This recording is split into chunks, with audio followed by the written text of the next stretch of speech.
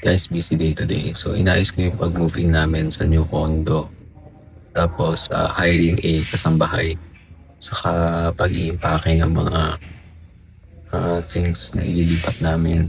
And then also coordinating yung venue for the Christmas party ng company. So, aside pa yan sa still trying to do video editing. Itong vlog na to for 100 vlogs. Yun ang challenge para mas matuto ako. So, let's start the day with me.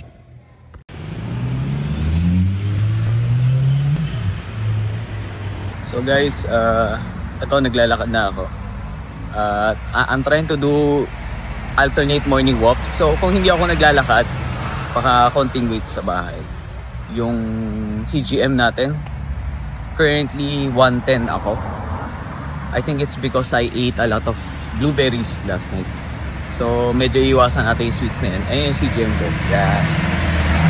So siguro bibigyan ko to na review. Try ko today. So para saan siya, ano yung nakukuha ko sa kanya, etc. Sorry, medyo maingay kasi nasa labas ako. And wala akong dalang mic. So hopefully itong audio ng headset ko or yung from the iPhone is clear enough for you guys.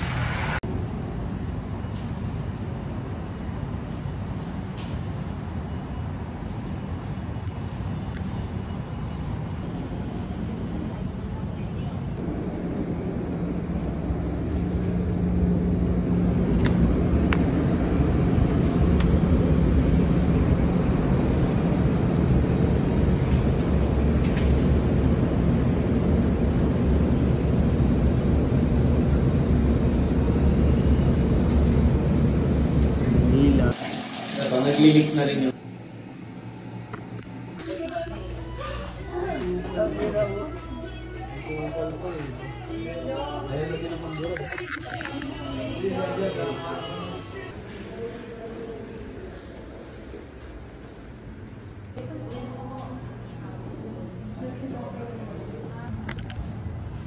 and guys, finally tapos na tayo.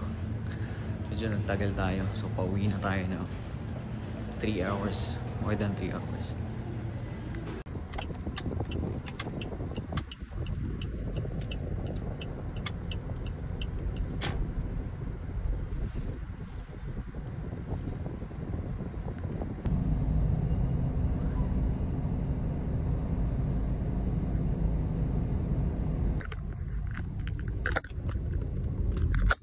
Okay guys, so hindi ko alam kung nagbi-video to, pero I hope it does. We'll see. Sana naka-frame din ako. Pero yun, basically just a visit sa hospital and getting some requests for lab tests na ipapagawa. It's currently around 4 PM. So dumating tayo dun sa hospital around 12:30. We waited for mga almost 3 hours para sa check-up.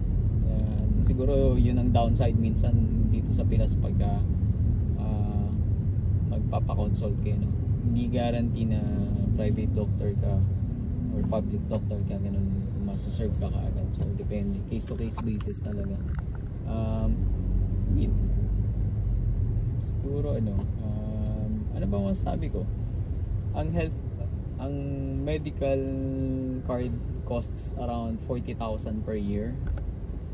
So hindi rin siya ganun ka-affordable para sa mga Pilipino.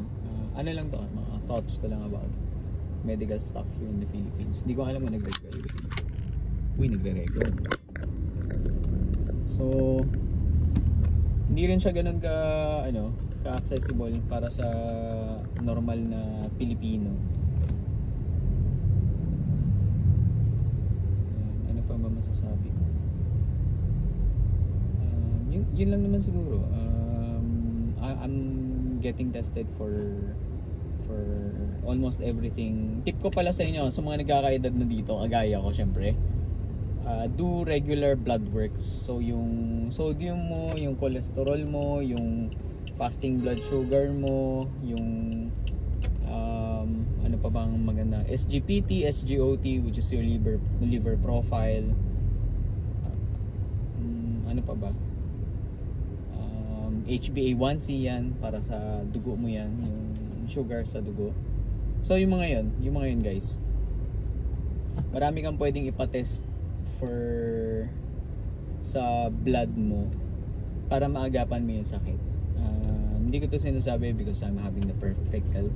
Experience ko is actually may phase na palagi ako nagpapatest, tapos may phase na sobrang busy naman, nakakaligtaan ko yung sarili ko, especially pagka maraming ginagawa sa negosyo. Tapos all of a sudden biglang magkakaroon ng concern, magpapatest ulit, no? Kasi syempre takot tayo magkaroon ng medical emergency, lalo na ngayon yung panahon natin, medyo mag-holiday season, so maraming nagiging problem sa health day, yung diet, yung food, yung mga handa, ganyan, no? Sunod-sunod yung puyatan kasi celebrations, Christmas, New Year, alak, no, yung mga parties, di ba? Yun, tapos add into that yung holiday rush, so lahat puno, mall puno, traffic lagi. So, maganda lang on the safe side tayo, magpa-test tayo in advance. So eto, balik na ako ng office right now. Nandito ako pa Gilmore Ave, and after ko dumating siguro sa office, meron lang ako catch up ulit sa emails, no, sa mga clients, mga kailangan kong i-serve sa kliyente. Actually may for delivery pa na ako. Tapos babalik kami sa condo mamaya, papasama ako kay JC, so may meet na siguro mamaya pag na-vlog ko siya. Magtitingin kami ng magsusuot kami ng mga gamit for condo, tapos magte-testing ng mga susi kasi nagpa-duplicate kami ng mga susi, hindi ko alam kung gagana siya. So yun lang, I'm doing this vlog challenge na magre-regular vlogs ako, kahit pangit, kahit hindi perfect, alam mo yun, kasi parang gusto kong pakita sa inyo, ikaw na nanonood nito, na you can use anything that you have. Katulad ko, yung phone ko lang yung ginagamit ko pang vlog right now, tapos nasa phone holder lang siya ng kotse, pero hopefully it's enough para pakinggan ako ng mga tao,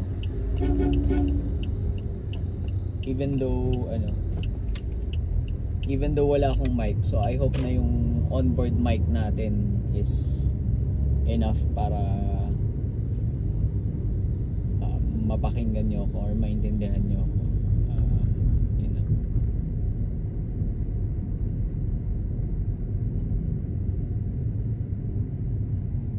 So current vlog equipment, yung current vlogging equipment ko as of December 2025, funny enough, I bought a lot of things. I bought yung Osmo Pocket 3, tapos yung DJI Action 4, no, binili ko lang yan used para makatipid.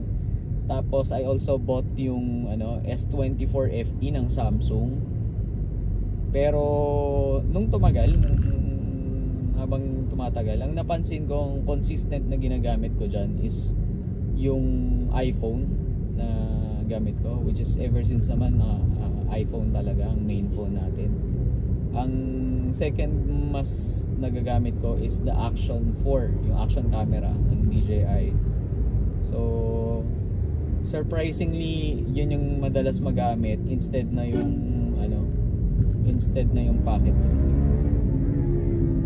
I will make a thorough review about that, kung bakit yun yung mga ginagamit ko. Pero yet, siguro top of mind, madali kasing gamitin walang setting dun sa action camera. Basta pagdampot mo, pag-click mo ng record na siya agad. Hindi mo kailangang ingatan, wala kang gimbal na pwedeng masira. Ang dali niya i-set up, hindi mo siya kailangan babyhin kasi kahit umulan, no, kahit lapag mo siya sa lupa, ganun, hindi katulad ng gimbal pagka napasukan ng mga debris, pwedeng masira, no? Very very sensitive pag tsaka yung Osmo Pocket 3. But still, Osmo Pocket 3, I will try to make more content on that. Ang maganda naman sa kanya, since gimbal siya, no, very stable ang kuha, ang shots niya, tapos sa depth of field, it has a bigger sensor, no? Yung field of view niya, although maliit, pwede mo namang palitan ng maglagay ka ng add-on lens para maging ultra wide siya. By the way, dito na tayo sa Gilmore Ave, so makikita nyo yan, yung mga nagtatawag ng pang PC. So yun lang.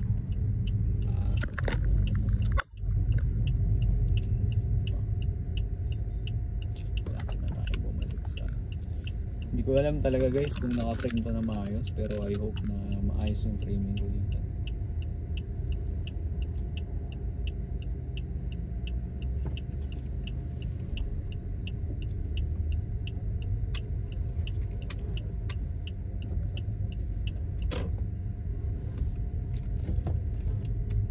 Comment din kayo kung anong gusto nyo content, kasi pag sa crypto pwede naman, sasagutin ko naman yung inquiries natin. But if you're asking me to do crypto mining content, sorry guys kasi talagang crypto mining right now, hindi siya feasible. Will it be feasible within the next, I don't know, few months or 1 year? Baka pwede magmina na ako ngayon. Hindi talaga guys eh. Iba yung yung kahit before naman nung nag bear market, alam niyo naman ako guys, hindi kita bebentahan or isa-sell sa idea na tingin ko hindi kakayanin. Kaya since hindi ko siya ginagawa right now, hindi ko rin ma-advise na gawin mo.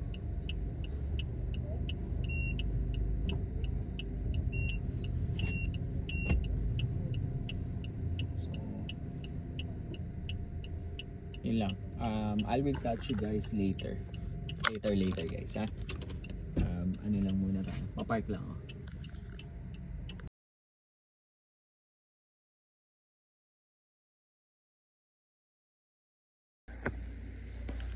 Hello guys, so it's currently around, I don't know, mga quarter to 10 PM. I'm still doing some replies sa email, sa concerns, no, sa company, and hindi pa ako nakapag-edit eh. So maybe yung mga edits ko muna for the first few vlogs, no, for this challenge, medyo basic lang talaga siya. So pagtsagaan muna natin, but gusto ko talaga ipakita lang yung day in the life ko working dito sa Gilmore Ave, and i-document yung pag-move in namin. So huwag kami mag-alala, i-improve natin yan. So dito ko na siguro i-end tong vlog na to. Since I last spoke to you, pumunta ako sa office, minute ko si JC, pumunta kami doon sa condo, tapos na-meet namin yung owner, si Ma'am Ana, tapos nag-check kami ng pipings, no. So yung plumbing inasikaso namin, siguro i-breakdown ko yan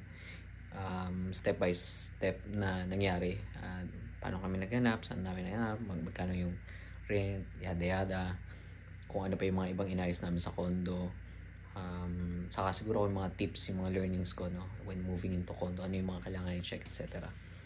on a separate video. So when we ended that, bumalik kami sa office, may mga bumili ng graphics cards.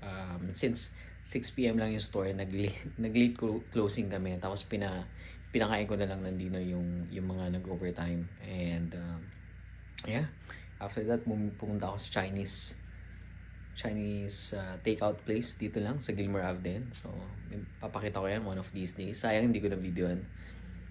After nun yun, dinner with the wife, no, si Ma'am Joyce, tapos ngayon sleep by 10 PM. So yun lang guys, salamat sa panonood, and I'll see you on the next day.